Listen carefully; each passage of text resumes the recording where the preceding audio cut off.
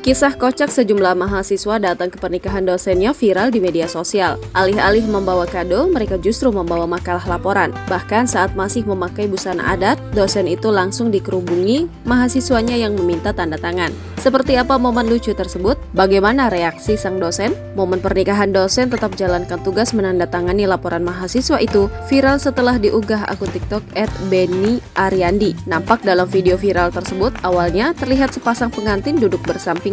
Pengantin wanita tersenyum melihat pengantin pria yang sibuk menandatangani laporan mahasiswa. Sedangkan para mahasiswa yang berdiri di belakang dan samping pengantin pria terlihat kegirangan. Mereka tertawa dan merasa lucu karena telah menyibukkan sang dosen bahkan saat momen sakral pernikahan. Namun terlihat sang dosen tidak menampakkan wajah senyum atau bahagianya. Netizen pun dibuat gagal fokus dengan ekspresi sang dosen. Sontak momen ini pun langsung menuai beragam komentar dari warganet.